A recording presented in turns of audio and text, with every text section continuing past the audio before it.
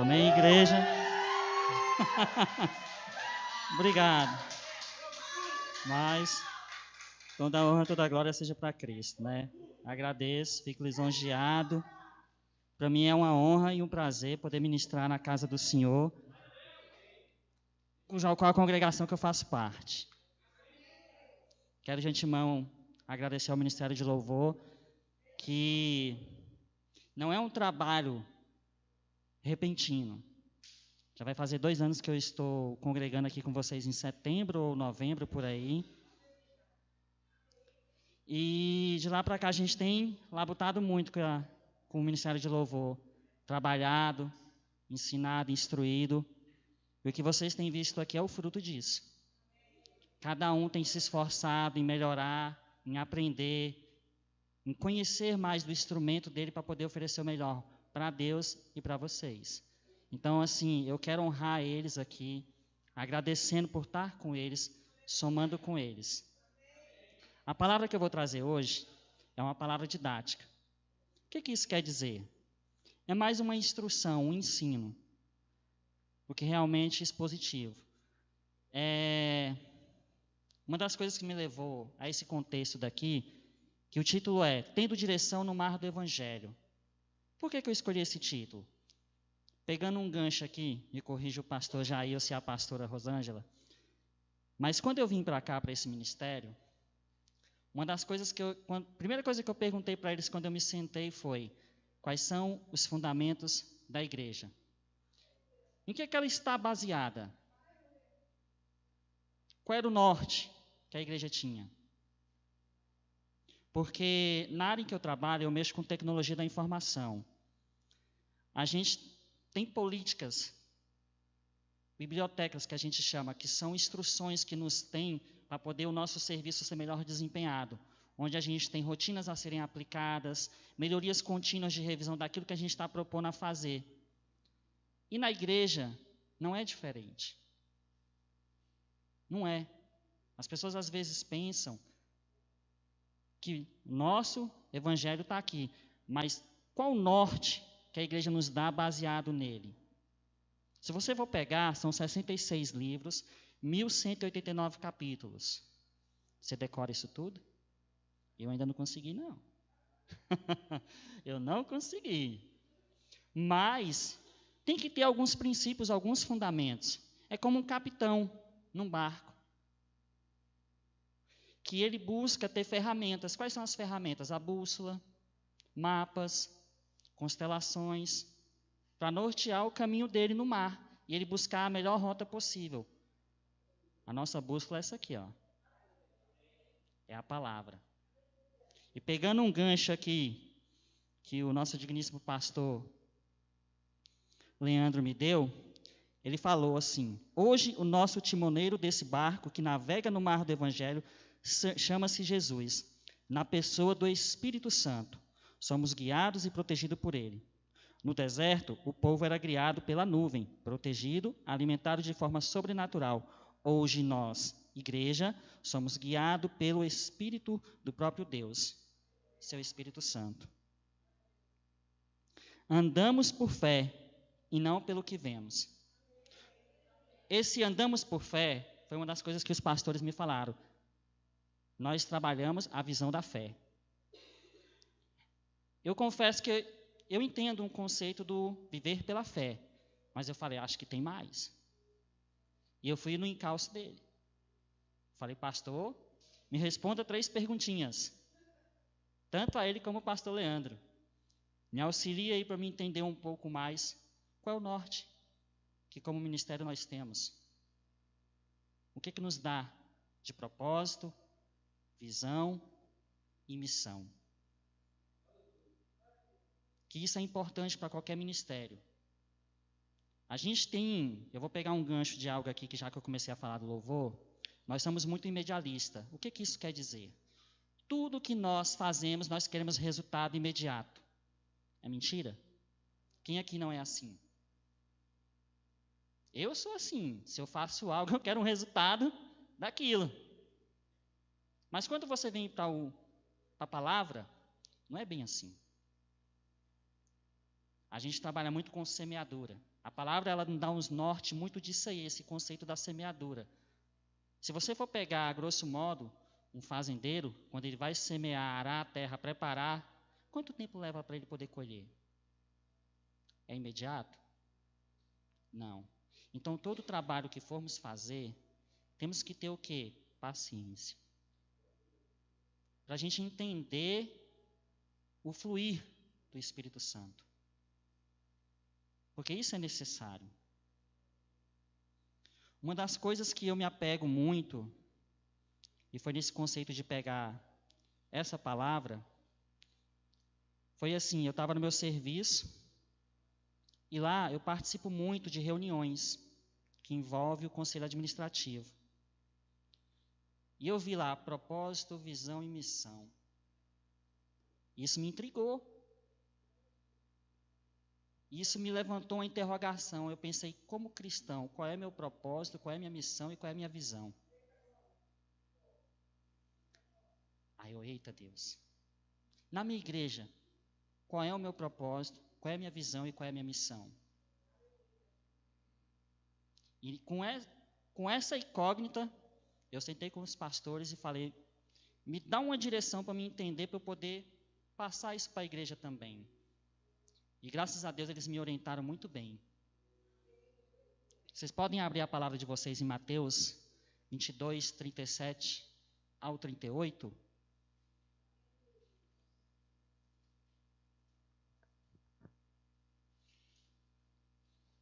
Nesse questionamento que eu falei, questão de propósito, visão e missão. Por que eu questionei isso? Porque é que nem eu falo, o norte, a direção.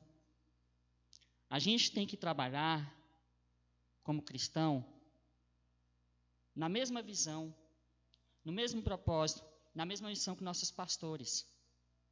Se a gente divergir disso, aí eu entro naquele conceito, um reino dividido jamais subsistirá. Nós temos que estar alinhados na direção que eles nos dão. Não é ser que nem um cavalo com... só vai para... Não é isso. Mas a gente tem que estar alinhado, porque eles buscam a direção na palavra. E dentro disso, o propósito, o pastor me respondeu, Mateus 22, 37 e 38. Pode pôr aí, meu nobre. Asseverou-lhe Jesus, amarás o Senhor, teu Deus, guardem isso, de todo o teu coração, de toda a tua alma e com toda a tua inteligência. Ele me definiu isso como propósito.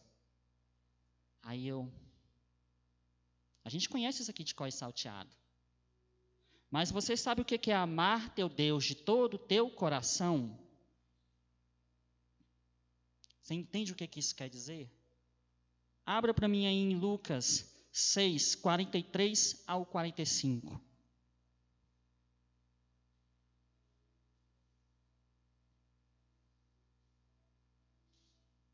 Diz assim, não existe árvore boa produzindo mau fruto, nem inversamente, uma árvore má produzindo bom fruto. Eu sei o que quer dizer isso. Pode continuar? Pois cada árvore é conhecida pelos seus próprios frutos. Não é possível colher-se figos de espinheiros, nem tampouco uvas de ervas daninhas. Uma pessoa boa produz bom tesouro do seu coração, o bem. Assim como a pessoa má produz toda a sorte de coisas ruins a partir do mal que está em seu íntimo, pois a boca fala do que está repleto o coração. Amarás ao Senhor teu Deus de todo o teu coração.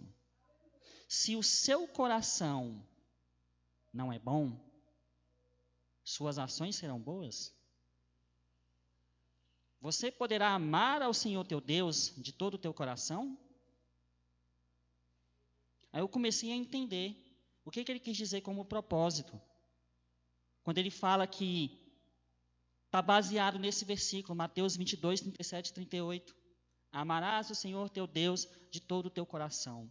Se o teu coração tem mácula e da sua boca procede coisas ruins, logo você não ama ao Senhor teu Deus.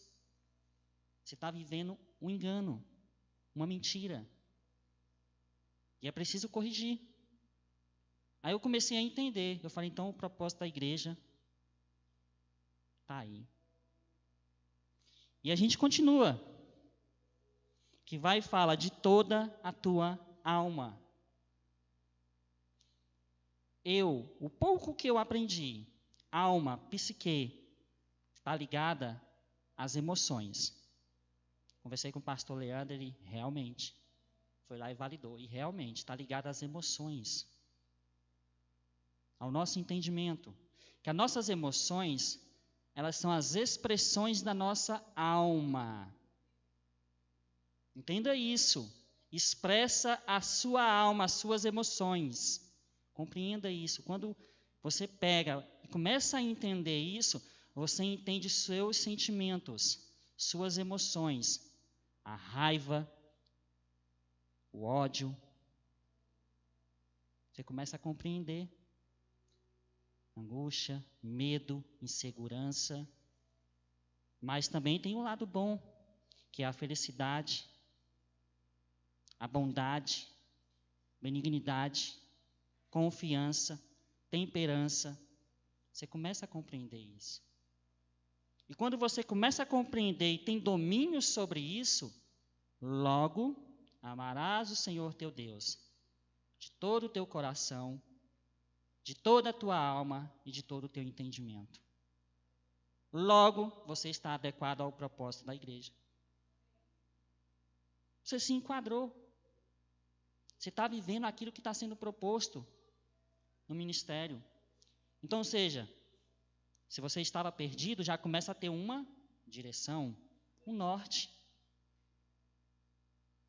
A gente, como ministério, começa a andar na mesma direção. A gente começa a entender um aos outros. E isso é importante. Isso é vital. Porque a gente só vai ter crescimento. E eu falo crescimento não é número. Quando passei isso aqui para o louvor, eu batia muito nessa tecla. Agregar, agrega. Questão de números, pessoas. Mas meu foco muitas das vezes não é isso. Eu quero qualidade. Eu viso muito isso. É árduo quando você tenta trabalhar por essa linha. Porque não é uma coisa imediata. Não é estalou o dedo, aconteceu. Para a gente chegar ao louvor no nível que a gente está hoje, já foram mais de 1 ano e meio nessa labuta aí, ó. Quem lembra quando começou como era? Vocês lembram? Eu nessa brincadeira, eu já tenho 20 anos. Por baixo, 20 para 25 anos. Nessa labuta aí. Então já vi muita coisa. Então eu aprendi que ir de pouquinho em pouquinho. Passo a passo, devagar. Eu não tenho pressa. Eu poderia muito bem aqui chegar, não, calma aí, vou pegar fulano, beltrano, que eu sei que... Não é assim, vamos lapidar, vamos trabalhar. Uma coisa que eu aprendi com o pastor Leandro, que ele fala assim, em Coríntios 3, 12 a 15, vai dizer que o próprio fogo provará esse tipo de obra ou fundamento. Maravilhoso é que ouro, prata e pedras preciosas expostas ao fogo são purificadas, ficando polidas, lindas, brilhosas. Mas a madeira, o feno e a palha, diante do fogo, se consomem, se destroem. Entendeu a diferença? E pegando nisso, continuando o gancho aqui, que fala assim, amará o teu próximo como a ti mesmo. Essa é forte. Porque quer aplicar isso aqui de uma maneira mais prática e bem intrínseca, casamento. Porque O amor ao próximo, eu coloco aqui, ó.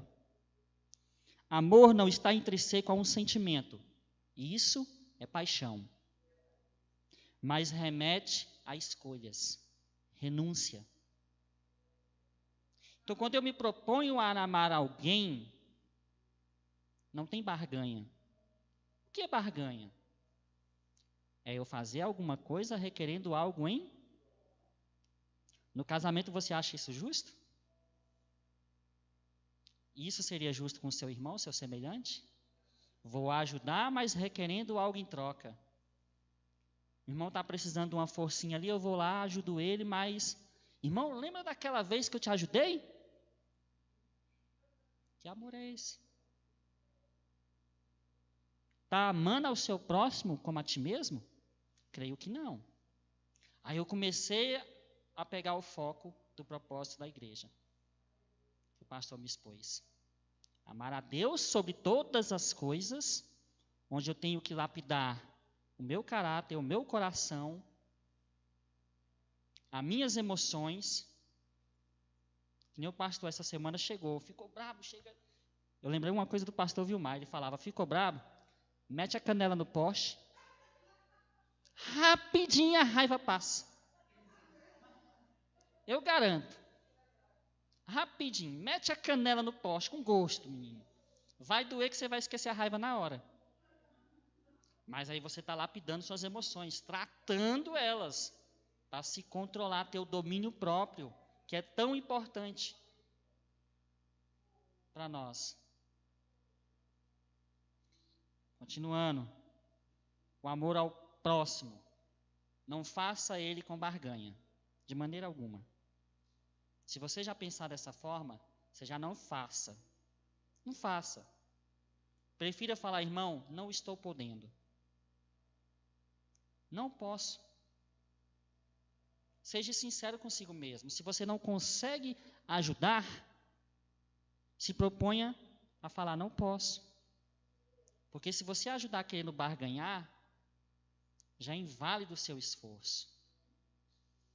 A gente tem que compreender isso. E como isso abriu minha mente, eu falei, Jesus. Então agora eu estou começando a entender o norte da igreja. Direcionar do ministério cujo qual eu faço parte. Porque por onde eu passei, essa minha caminhada aí, eu aprendi com um pastor amigo meu, pastor Isaías, que se você for lá na igreja dele, ele vai ter os fundamentos da igreja. Se bem não me engano, são 13 princípios que ele aborda lá. E isso me levantou o alerta, foi onde eu comecei a sentar com o pastor e questionar, porque é necessário para que a igreja possa falar a mesma língua. Aí foi onde eu peguei e cheguei nisso. Nosso propósito é qual? Mateus 22, 37 e 38. Onde eu devo cuidar do meu coração, das minhas emoções, tendo entendimento do que é realmente amar a Deus sobre todas as coisas e ao nosso próximo como a nós mesmos. Sem requerer algo em troca, sem barganhar. O outro tópico é a visão. Que isso aqui é fundamental por quê? Para o crescimento. Alguém poderia me falar qual é a visão do ministério? Tirando os pastores, não valem eles. Isso aí não vale. Mas é importante a gente saber qual é a visão do ministério que você faz parte. E eu questionei, falei, qual a visão? Eu sei que é visão de fé. Viver pela fé. Mas eu acho que tem algo mais. Tem algo a ser agregado mais aí. Aí ele me passou conhecimento da palavra, crescimento do corpo, chamar, acolher e aperfeiçoar. Como igreja, a visão é muito importante para o desenvolvimento do propósito, pois se a mesma não é compreendida e aceita, logo não será desenvolvida. Abra aí para mim Oséias 4:6, por favor.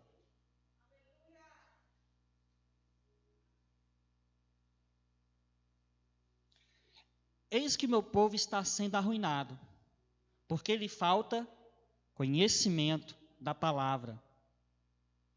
Porquanto foste negligentes no ensino, eu também vos rejeitarei, a fim de que não mais sejais sacerdotes diante de mim, visto que vós esqueceste da Torá, lei do teu Elohim, Deus, eis que eu também ignorarei vossos filhos.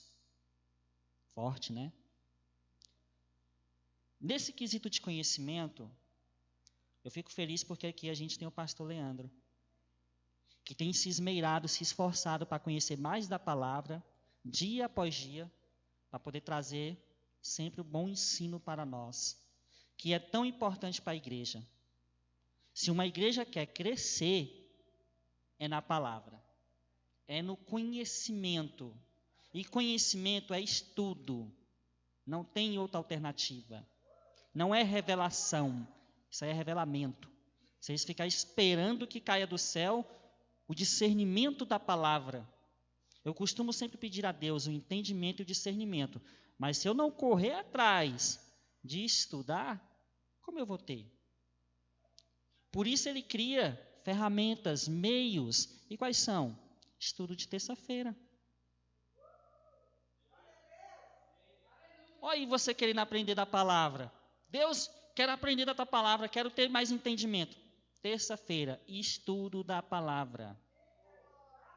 É forte. Deus está te dando as ferramentas e os meios. Não é revelamento, não. É palavra, estudo. Não tem outra alternativa. É sentar, ler, pegar um dicionáriozinho, não entendi essa palavra, vou buscar o conceito dela aqui. Não tem alternativa. Esse é o meio. E eu pego esse gancho até para a questão profissional. Se eu quero ter crescimento profissional, eu tenho que fazer o quê? Estudar. Eu estou com 38 anos. Trabalho na área de tecnologia da informação. Todo dia sai coisa nova. Todo dia eu tenho que estar lendo alguma coisa para entender esse meio. Não tenho para onde correr. Isso não é só nessa área, é em todas. Porque sempre tem uma coisa nova. A área da medicina, vamos pegar como exemplo. A pandemia que estamos vivendo. O que aconteceu com os médicos? Estudar. Vamos estudar. Você acha que na casa de Deus é diferente? Para mim entender a palavra vai ser diferente? Eu vou simplesmente pegar aqui, Deus fala comigo.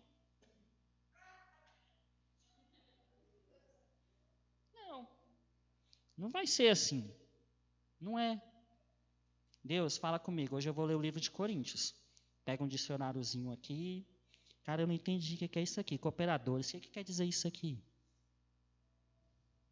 E se tiver a condição, um dicionário grego. É muito importante. Para você ter um entendimento da palavra na origem. Porque muitas nas traduções foram perdendo o real significado, porque eles foram adequando a linguagem do dia a dia. E talvez na origem lá era outro. Aí eu, opa, então a visão é estudar. Não tem pra onde correr, não. É quebrar a cabeça e estudar. Mas graças a Deus que a gente tem ferramentas para isso aqui. Nós não estamos, eles não nos pegaram e falaram, ó, vocês têm que estudar e se vira. Não. Tem ferramentas, tem meios. Ótimo. Só vou pôr em prática. Crescimento do corpo. 1 Coríntios 12, do 1 ao 28. Esse é grande, vai demorar um pouquinho, gente. A respeito dos dons espirituais, não quero, irmãos, que tenhais desconhecimento. Sabeis que, quando eres pagão, de uma maneira ou outra fostes fortemente atraídos para os ídolos mudos. Portanto, eu vos afirmo que ninguém que fala pelo Espírito de Deus pode dizer, maldito seja Jesus. Da mesma forma, ninguém pode declarar, Jesus é Senhor, a não ser pelo Espírito Santo. Existem diferentes tipos de dons, guardem isso, mas o Espírito é o mesmo. Existem várias formas de ministérios, guardem isso, mas o Senhor é o mesmo. E há diversas maneiras de atuação, mas é o mesmo Deus quem efetua tudo em todos. A cada um, contudo, é concedida a manifestação do Espírito, com a finalidade de que todos sejam beneficiados. Pelo Espírito, a um é dada a palavra de sabedoria, a outro, pelo mesmo Espírito, a palavra de conhecimento, a outro, pelo mesmo Espírito, é outorgada a fé, a outro, pelo único Espírito, dons de curar, a outro, poder para operar milagres, a outro, profecia, a outro, discernimento de espíritos, a outro, variedade de línguas e ainda a outro, interpretação de línguas. Entretanto, o mesmo único Espírito realiza todas essas ações e ele as distribui individualmente a cada pessoa conforme deseja. Porquanto, assim como o corpo é uma só unidade e possui muitos membros, guardem isso, e todos os membros do corpo, ainda que muitos constituem um só organismo, assim também ocorre em relação a Cristo. Pois todos fomos batizados por um só Espírito, a fim de sermos um só corpo, quer judeus, quer gregos, quer escravos, quer livres, e a todos nós foi dado a beber de um único Espírito. Porque também o corpo não é constituído de apenas um membro, mas de muitos. Se porventura o pé disser, porque não sou mão, não pertenço ao corpo, nem por isso deixa de fazer parte do corpo.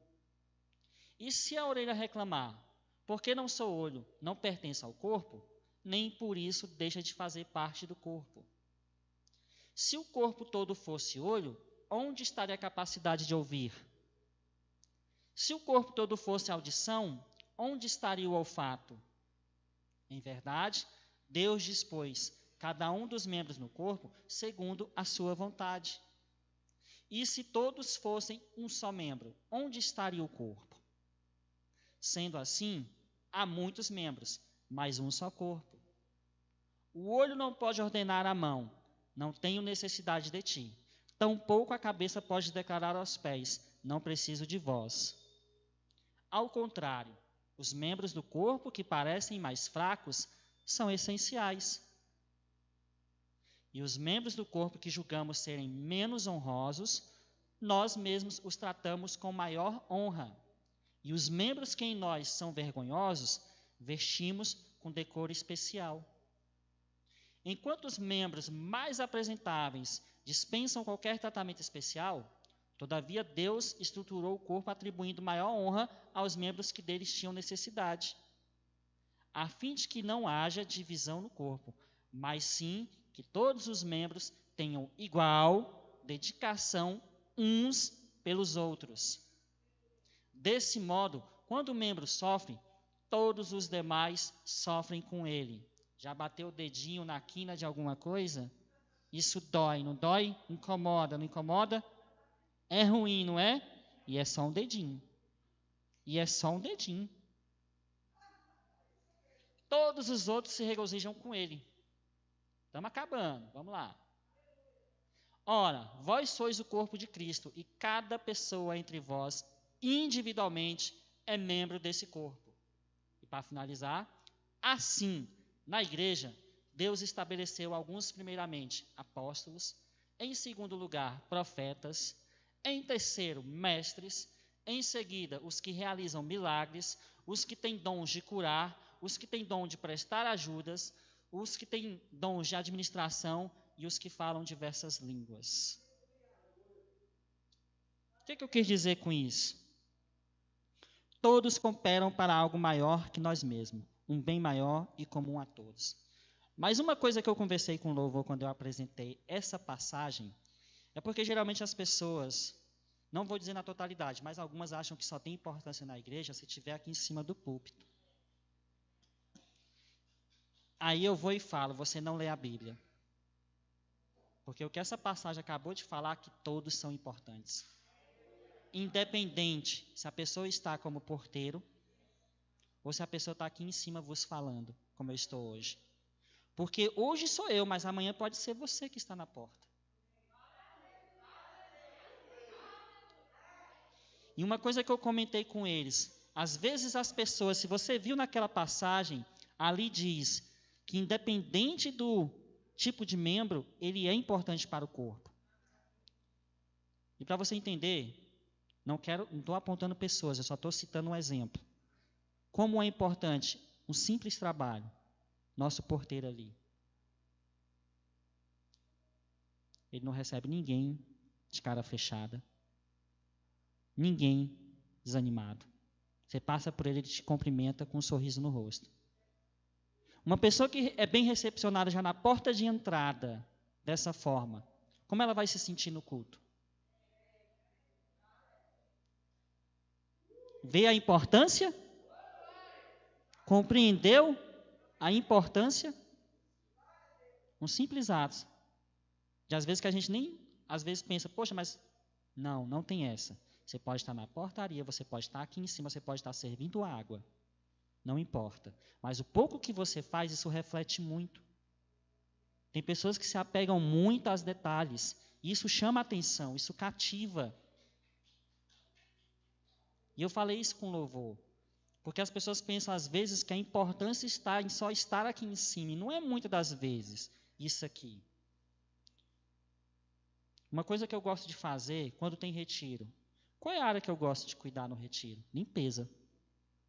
Eu gosto, é sério. Eu me identifico muito.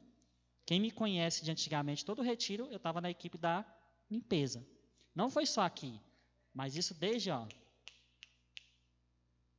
uma coisa que eu gosto. Nem por isso você tem que se sentir inferiorizado pelo aquilo que você faz. Muito pelo contrário. Quem vem limpar a igreja é tão importante como quem está aqui em cima, ministrando. Porque que pessoa que não gosta de chegar e... A pessoa nota, isso é bom, é agradável. Então, é honra para essa pessoa também. Por isso que eu não aceito que a pessoa fala, eu não faço nada na igreja. Por quê? Porque eu não prego. Porque eu não toco. Porque eu não canto. Gente, 1 Coríntios 12, do 1 ao 28. Leia a palavra. Conhecimento da palavra. Para ter crescimento do corpo. Esse é o crescimento. A visão de crescimento da igreja. Eu falei, Jesus, bate. Trabalha. Porque realmente isso me impactou. Isso começou a ser trabalhado dentro de mim. Porque até então, eu nunca tinha lido essa palavra com esse entendimento. Confesso para vocês. Apesar do longo tempo que eu tenho, para mim foi uma surpresa. Você aprende todo dia. Aí a gente entra na visão, chamar, acolher e aperfeiçoar. Marcos 16, 15.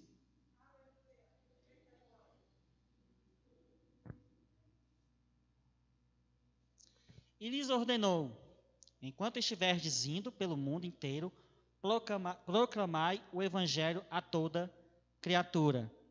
Isso aqui é o ID, o famoso ID, de anunciar o evangelho. Mas eu pego um adendo aqui. O chamar, anunciar e falar as boas novas do evangelho. Que muitas das vezes não é só pregar, mas às vezes... Quem aqui já não passou por isso de ter uma pessoa que te procura para desabafar? Olha o gancho. Olha o chamar. Olha o id. Na minha juventude eu tinha muito isso. Não sei se é porque eu escutava, era tão bom ouvinte que as pessoas me procuravam para ficar. E eu aproveitava uma oportunidade ou outra para dar um ganchinho, né? Mas é bom. Se você tem... Isso eu costumo dizer que é um dom. Porque não é todo mundo que tem paciência para escutar, não. Certo? Mas se você tem, aproveita essas oportunidades que as pessoas vos procuram. E palavra deles, menino. Chinela a palavra, isso é o ID. E outra coisa que o ID faz também interessante, que não é só a palavra, a fala, mas as atitudes. Muitas pessoas olham o que nós fazemos e não o que nós falamos. E muitas das vezes as pessoas se impactam com você por quem você é. Ou seja, o que você faz, não o que você fala. Como é bom a pessoa chegar e falar assim, eu queria ser como fulano. Por quê? Nossa, aquela pessoa é diferente. Isso assim, eu estou falando de mim. Quem é que não se sente com ego? É satisfatório, porque você vê que as suas atitudes estão condizendo com aquilo que você vive. A palavra. Isso é o ID também. Aí eu comecei a entender a visão da igreja. Já tenho que começar a me alinhar. Para começar a falar a mesma língua, para começar a andar no mesmo propósito, na mesma visão. Para assim cumprir a missão. A missão, crescimento com qualidade, planejar em grupo. Crescimento com qualidade é aliado ao entendimento do propósito da igreja, sua visão e missão por parte de todo o corpo da igreja.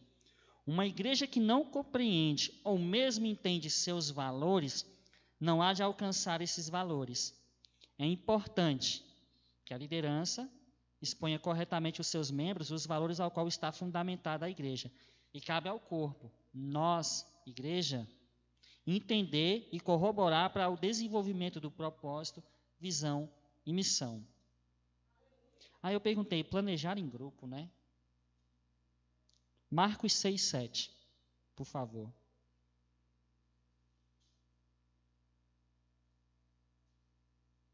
Convocou então os 12 para junto de si e os enviou de dois em dois, concedendo-lhes autoridade sobre os espíritos imundos. Abre também para mim Eclesiastes 4:9 ao 10.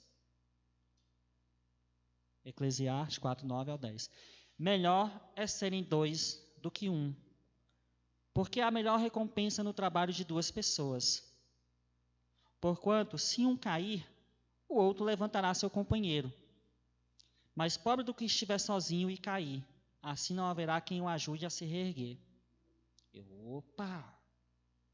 Já comecei a compreender o crescimento com qualidade, que é o planejar em grupo. A missão da igreja. Que é aquele do melhor dois do que só um.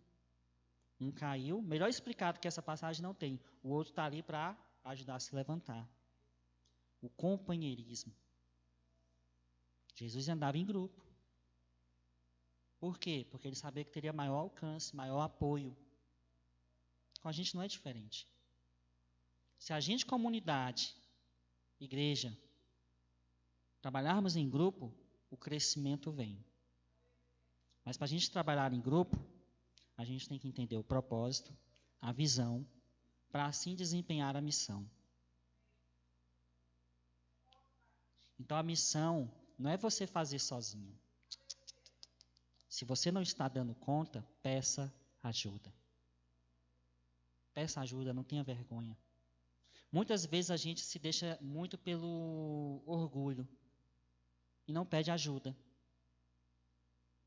Se você pegar, tem N passagens, de quantas pessoas importantes procuravam Jesus atrás de quê? Ajuda. Procuravam profetas atrás de quê? Ajuda. Você acha que hoje é diferente? Se você não está dando conta sozinho, chama reforço. A igreja está aqui para isso. Para ajudar uns aos outros. E esse é o planejar em grupo. A gente agregar, somar uns com os outros. Adquirindo assim crescimento satisfatório com qualidade. Aí eu comecei a entender. Eu falei, Deus, eu vou ter que me alinhar. Entendendo isso aqui, eu posso pegar e entender os fundamentos da igreja e começar a trabalhar em cima disso. Pegar o ministério cujo qual eu faço parte, que é o Ministério de Louvor, e começar a fundamentar eles dentro do que é a visão da igreja. Dos seus fundamentos. Isso me ajudou muito.